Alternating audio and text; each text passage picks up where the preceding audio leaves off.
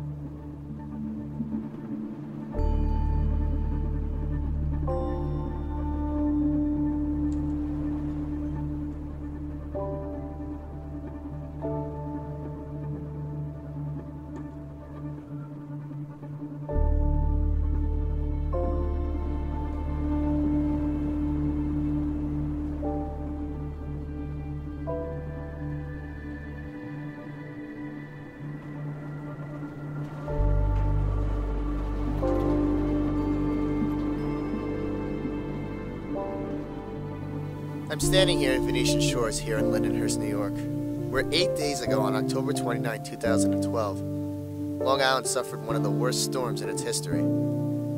Hurricane Sandy affected many areas of Long Island, but the villages of both Babylon and Lindenhurst took a huge hit. My name's Tony Kelly, and although I don't live in either of these towns, I've always had an infatuation with both communities.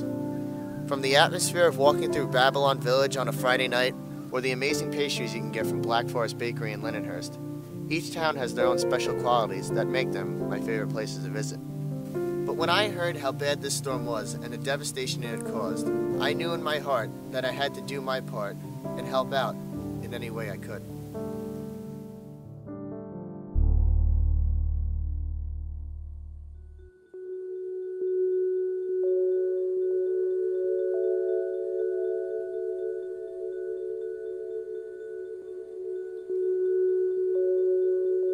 I know there's good and bad to living on the water. You know, you kind of expect this, but you don't expect the extent of damage that some people don't see. You know, they just see the outside. They see, oh, okay, you know, a couple missing roof shingles or a couple siding, but it's really bad. Yeah. You know, you walk into a house and you just see people's lives destroyed in a matter of hours, and it's heartbreaking. You know, I mean, me as a general contractor, I come in and I try to not so much, you know, make their lives better, but kind of give them a sense of comfort. You know that it can be rebuilt, but you know, you just can't take away the damage that's already been done.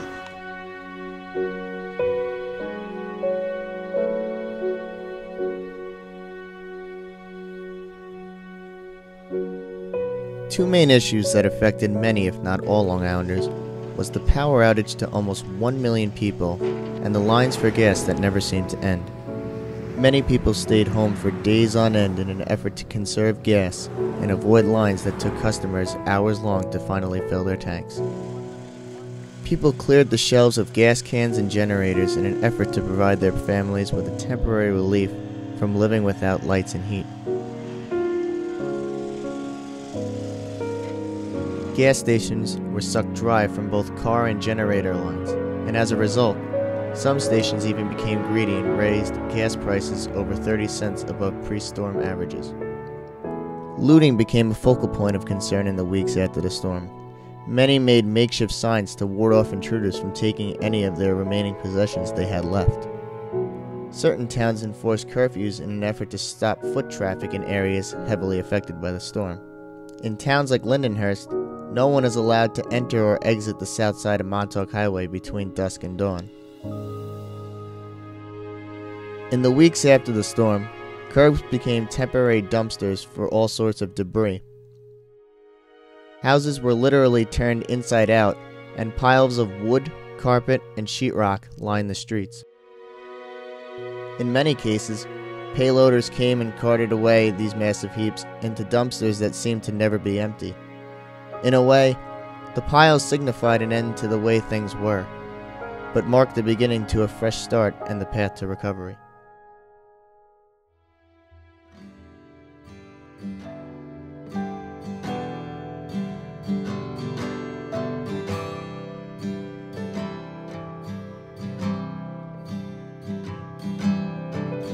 Hurricane Sandy caused an overwhelming amount of destruction to Long Island and its citizens. But with this devastation came many good Samaritans with open arms to help others in time of need. Food and clothing drives were set up all over storm-ridden areas, and volunteers came from all over to help in any way they could. Whether it was giving a can of soup or an old sweater, to even helping clear out flooded homes, people flocked to towns like Babylon and Lindenhurst to help take some of the burden off these families who would have to face much more adversity in the months to come.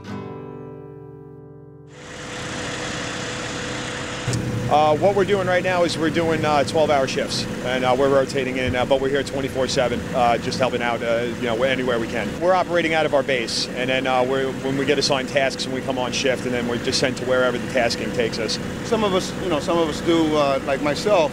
I've been staying at the base, so because we go on call, we go out, we do our hours, and then the base provides us, stay, food, and then we go back out on our missions. So some of us are actually finding it a little easier to stay there and just respond right when we're called. Tonight's my first night in this area. We've been literally like all over the island. We've been to West Babylon. I've been to areas like that, Bay Shore. Just where, like I said, every day can be a different tasking. So I have been down here. This is my first night in this area tonight, but it seems like it's starting to get gradually better. More lights are starting to come on in some areas. The gas lines seem to be easing a little bit, but there's still those waits and that sort of thing. So we're assigned missions by the Suffolk County Emergency Operations Center, and we're just trying to help out the local governments just to maintain maintain a presence, maintain order, help with guarding generators that are powering the lights, and trying to help out ease with that sort of thing. When I conducted the interviews with both Air Forceman and Brian, I asked where they were and how they were affected by the storm. Where I live, we skirted it a little bit. We weren't too bad off. We lost power for a little while, and not too much damage down by where I live. But over a couple towns over from us in Mastic Beach, I'm sure you've heard it was a lot worse. Yeah. My family, they also lost power without water and stuff like that. So I mean, everybody all around the board is feeling it, from the military families to civilians, and we're just out here trying to do all we can and try to ease it up. I was in the process of, at my house, my father's house, my aunt's house, just driving around making sure everybody was okay. A lot of people were worried and said I was crazy for driving around, but that's just the way I am. I put myself last and put my family and friends first, because I'm a very, worried person. I worry about others before I worry about myself. I can take care of myself, it's just other people, I feel they need help. To all you out there that are watching this, I know this is bad, but it can be rebuilt, and we will rebuild. We're New Yorkers. We can get through anything.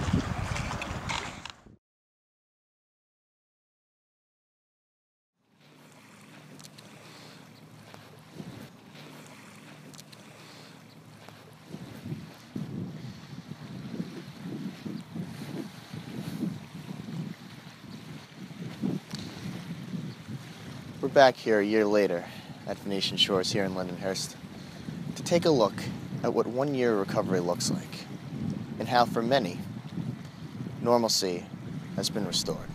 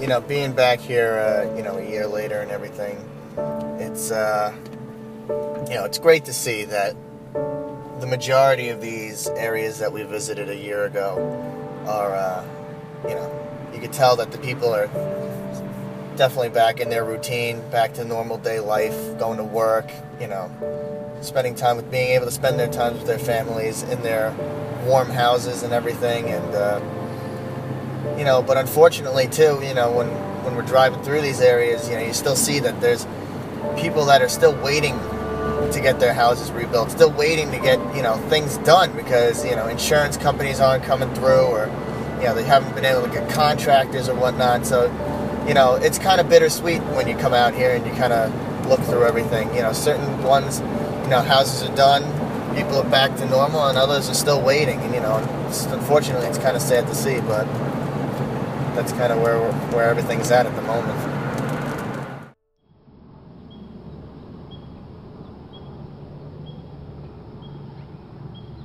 In my effort to obtain a closer look into the current recovery effort on Long Island, I met with Teresa Ragnanti, the president and CEO of United Way of Long Island.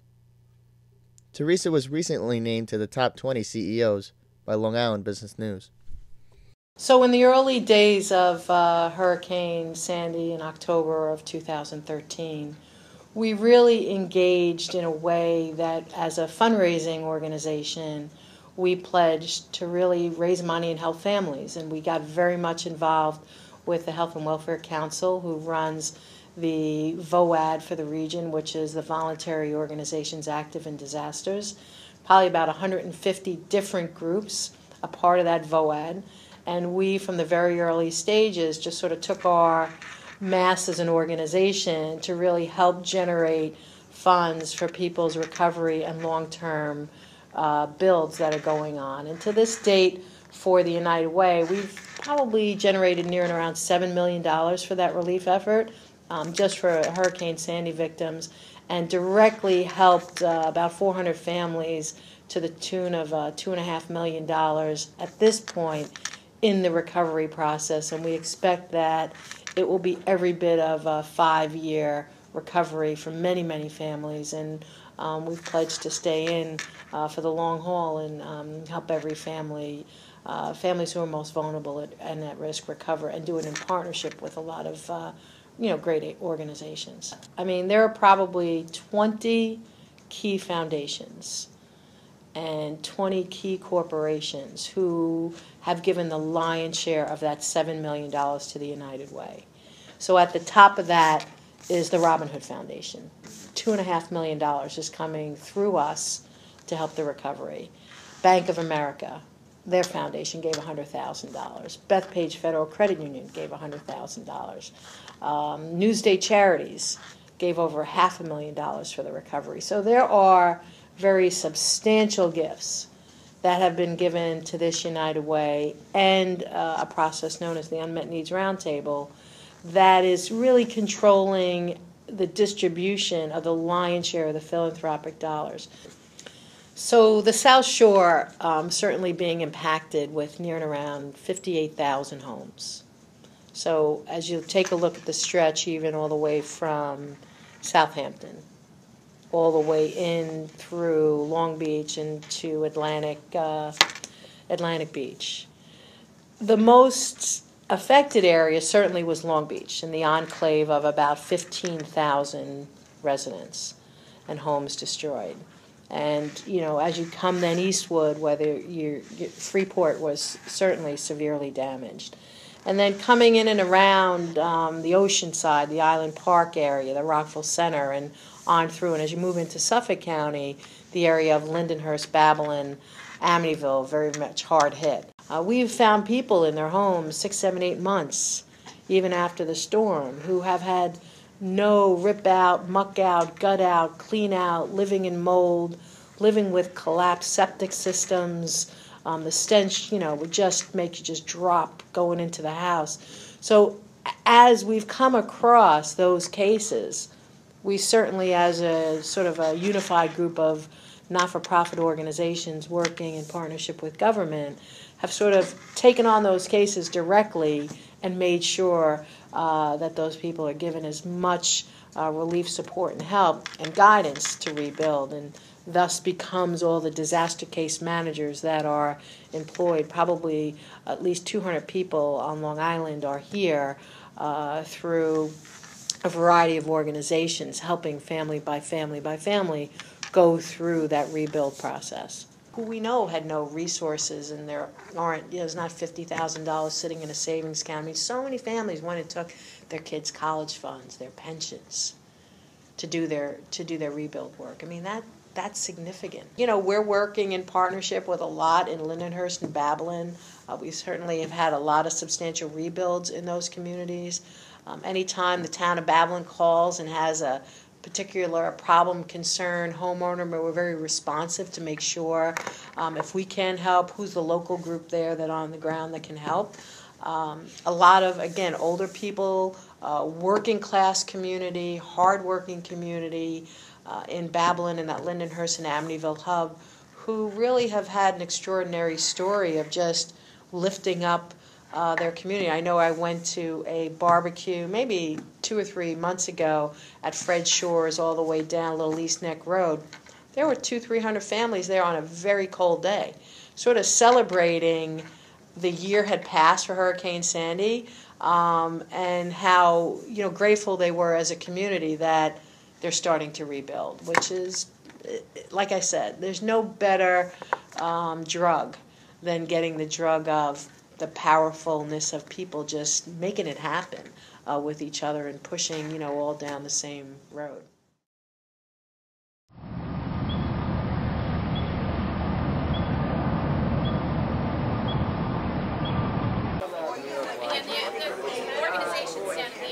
Later that day, Teresa invited us to attend a meeting among local Sandy victims to discuss possible outlets for receiving additional aid for recovery.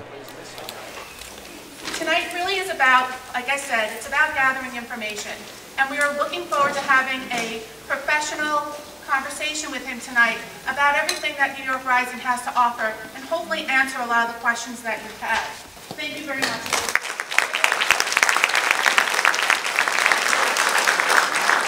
Thank you so much. Thanks to all who are organizing this here today. It really is a very important meeting, and we do appreciate people coming out and asking questions. I understand that you are involved. This is your lives. These are your homes. These are your families. We want to make sure that we communicate with you. We understand the difficulties that you've had and the challenges that you are facing every day. New York Rising. It's an agency that came into existence 6 months after the storm hit. And I say that because it's important to understand when you're frustrated with us and you're wondering what we're doing and why we're doing it. You have to understand that we've created a brand new organization that never existed before. This has never happened in our lifetimes here on Long Island. As Mr. Kamen continued with his presentation, the feeling in the room quickly became tense, due to everyone's frustration with not being able to obtain the answers to their essential questions.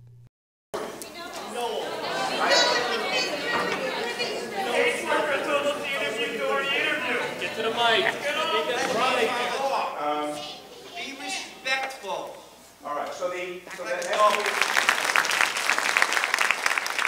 never have we been one of those people, one of those organizations, one of those communities that required the federal government to come in and support us like they are doing here.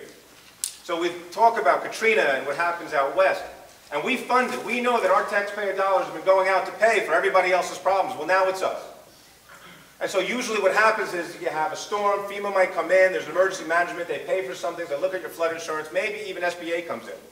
But what happens here is our governor asked the federal government to share the resources of this nation with this community, with Long Island, with New York State, because it was our turn, it was our time. We needed the support. And so that's what happened. The federal representatives delivered. During the event, I had the pleasure of meeting with a few local Sandy victims. I was also able to have the opportunity to discuss with them their story. This is a difficult situation. The hurricane was over a year ago. Many people aren't in their homes yet. Many people are in their homes but struggling. New York State has to step up more and get more aid. to these people quickly. It's a frustrating situation from a point of view of a resident, but it's also a frustrating situation for our municipalities. I've been working with Governor Cuomo and all of the folks in Albany to make sure that we do things fairly. There is a bill in Albany to bring property tax relief to those communities that stay within the tax cap.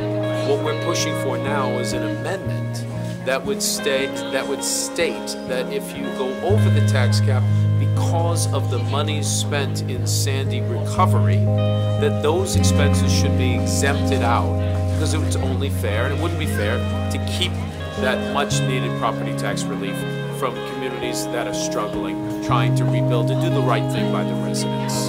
This is going to be an important aspect of the work this year in Albany as we go forward. Now, another reason that I'm pushing so hard to help people is because I can identify with them on a first-hand basis. My home was also destroyed by the hurricane, and I'm not fully done yet, and I'm struggling just like everyone else. So it's been a long road. I understand what people are going through, and then there's all the psychological aspects of just feeling so drained and so helpless. So we are stepping up our help, having programs like the program tonight here in this school in West Babylon, and programs across the Long Island region are very important, and we want to make sure that everyone gets everything that is deserved, and that the help that they are asking for is delivered.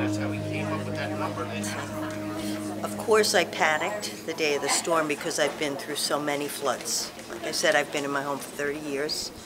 Going back to Gloria was the first time I ever got water in my house. We stayed as late as I got my children taken care of out of the house. They're older. My husband and I stayed, but the tides came in too fast. This was before the storm.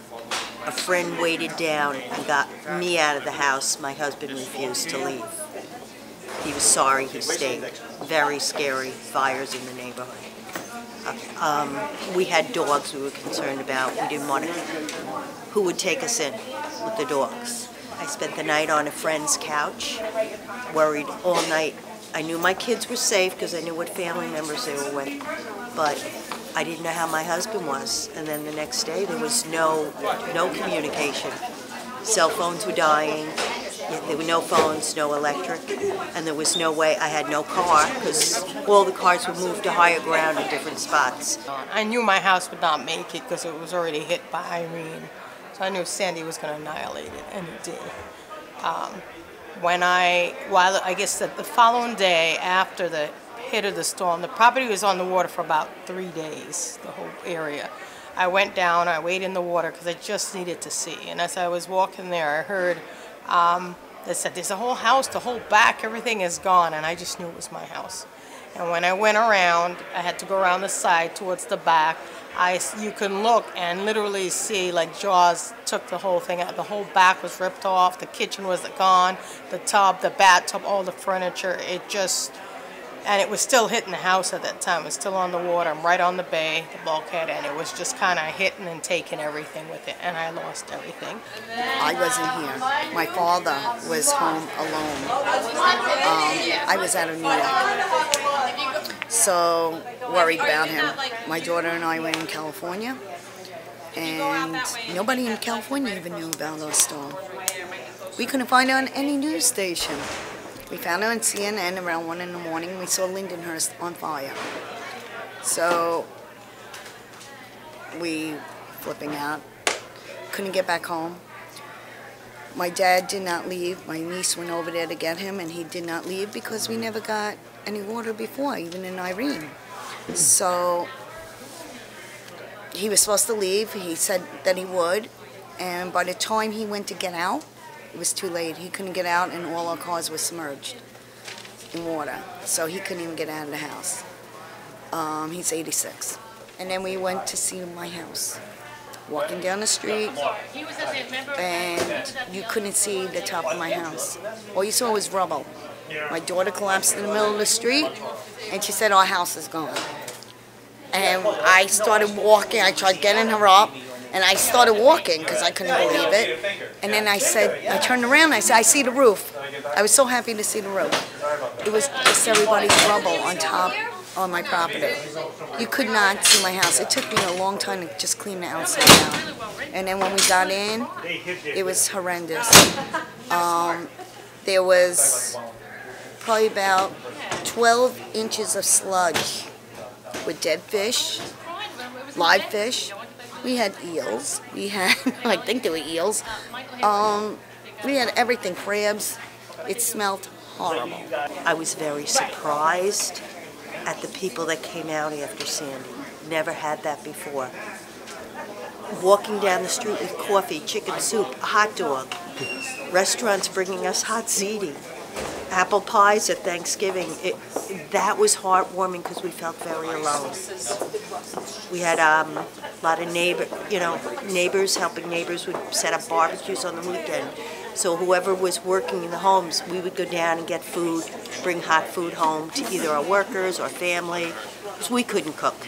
I have 2 beach houses side by side. One I ran my business out of, Carrollton Counseling Center. The other one was residence. And I've not been in it since. Still trying to fight with the insurance, still trying to get help, still trying to wade through all this red tape and paperwork, and still nothing. No answers, still no one seems to know. I am not in there. My business, I'm renting space out of the La Quinta Hotel that I'm running my practice out of. I've been doing that like since Irene, and it's just been a nightmare for me. And I'm hoping it will end soon, but I'm giving it a year, but I don't know. And then we couldn't find a hotel or anything, couldn't find a rental car. Stayed with my daughter in Brooklyn in her small apartment. Then we ended up at a hotel, Holiday Inn, at MacArthur Airport, and we stayed there for 14 months. And we just recently moved into an apartment in West Babylon. It's over 28 months. I still have not been paid 1 penny on the damage to my business property from Irene. I've been having Congress people involved, not getting anywhere. New York State Financial Department, not getting anywhere. I've hired attorneys. I went through 2, couldn't get anywhere, took my money. Contractors that basically said, if you need these reports, $5,000, took my money. It has been a nightmare for me of what I've been going through. And still, even now, I still don't know. Because somehow $160 per square foot, there's no way that's going to rebuild my property. So, that's problematic. But we're still, I'm still walking through the process. And all this time I'm not back in. I'm paying for mortgage and I'm not there. I'm paying to live elsewhere. I'm paying to run my business. There's money left, right, and center. And it's tough. There was no money for gas, if you could get gas. And then we had numerous, I think 2 months after the flood, right before Christmas, we had numerous, I had water in twice after Sandy. I had to clean up a second time, third time, and I lost a car a few weeks after Sandy because the tides were coming in. This has been happening more often than none lately. Comes right in.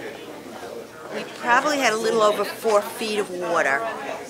Sandy, it depends because the houses are a little crooked in the neighborhood and because it's on like a bog, but even things that would have been high enough, with all the floods I've been in, I've never seen this. Mud, oil, not just I've never seen mud like that in the house, but we had things raised that would have been high enough, but the surge in the home knocked tables down, we had shelves that it knocked up, that it knocked things in the water. My contents, I had over 60,000. I didn't have that kind of coverage. I had like 15. So there was no way the insurance can cover everything. This has been a big financial setback. My house, the foundation, it's a high ranch on a slab, caved in. So the whole main beam bowed. Then my second floor bowed. Shingles started popping off. So we had to gut the whole upstairs of the house and fix the main beam. My contractor, who I am very upset with. Took $30,000 and that's it. What hurt most, I think, the day I waited in the water to get there, whatever I had left, if anything was left, people were coming down in kayaks and canoes in the street and going and looting and taking whatever you had kind of left. That almost hurt me more than the storm did. I just couldn't even believe that. We got robbed twice.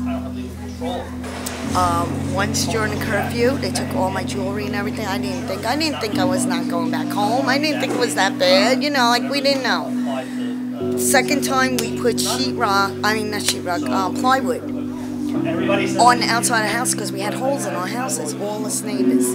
Then we got cinder blocks and piled the cinder blocks up to deter anybody. They moved all the cinder blocks and ripped the plywood. Went in and took our boxes and started packing our stuff. Emptying all boxes that we were packing. Then the detectives said, well, you people should have got your stuff out. There was no pods, there was no storage units, very little sympathy. So they took whatever I had left, basically. First they took all my jewelry, then they took just my electronics and whatever else they could get out.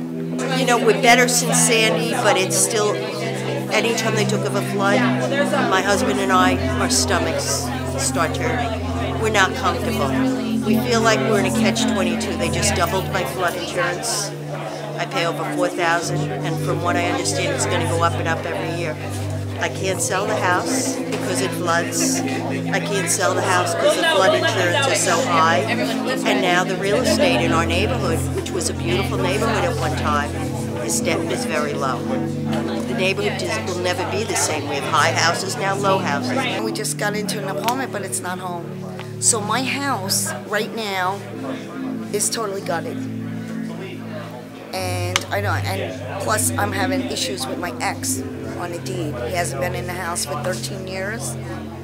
Hasn't paid anything, but he refuses to sign any of the paperwork, checks, anything. So I don't know if we're ever going to get home. Really, because I'm not entitled to New York Rising unless either he submits his financials and signs the paperwork or turns the deed over to me. We're stuck in limbo. I'm walking around with a $98,000 insurance check that I can't even use. And I took $30,000 of my personal money to fix my house so it didn't fall down. But after 13 years of him not even making a payment, not even caring, right after the storm, he has his sister call me to ask how much money they're gonna make. I'm like, really? Yeah. So I mean, it is so much run around, so much red tape. I talked to the claim adjuster, they pass it off to that you have to speak to the adjustment company. They said you have to speak to the policy insurance company. I talked to them, everybody passed the buck. And in the midst of that, I'm still trying to run my own business, have my own life. I'm also one of these people that they send other people to come to emotionally that were struggling with Sandy. I had to even keep my own issues back and help them to recover and be healed when I'm like having my own mental breakdown every day in the midst of, it's a full-time job trying to deal with this. Well, I hope 2014 is the year for you. All right. I thank you for your interview. Yeah, I really do hope that you finally kind of get some closure, get what you really need, what you really want out of this situation. You know, it was the perfect home for us. It was a perfect home to raise our children. I wish I could pass it on to them, but we're scared to still live there. We're scared. I thank you for your story. That's really great. I don't know what the future holds, and that's the thing. The not knowing is what kills us. And there's a lot of people that are in the not. Everybody is in not knowing stage. Nobody knows what's going to happen. Nobody knew this was going to happen. But nobody knows what's going to happen in the future. Are they going to get enough money from New York Rising? Who knows? I'm hoping everything John came and said tonight is in fact true. That's our only hope, and all we have is hope. And we just have to stay together, band together, and keep the hope and don't let anybody give up. I resolve myself to every day wake up and take it one day at a time. Forget yesterday, yesterday's gone. Just what do I have to do today? And that's my only sanity. That's the only way I'm gonna make it through this. So I try to tell everybody, just focus on one day. I really hope that you get that.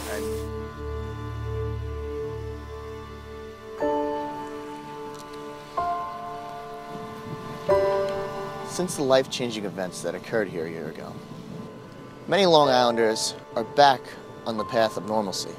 Their houses now rebuilt, ready to fight the next storm. Some standing 13 feet above ground level.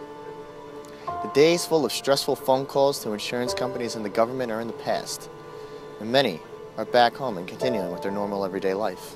But the memory of what happened on October 29, 2012, and the aftermath will stay with them forever. For others, though, the work is yet to be done. Many still living in RVs outside their houses, and others hotels miles from home.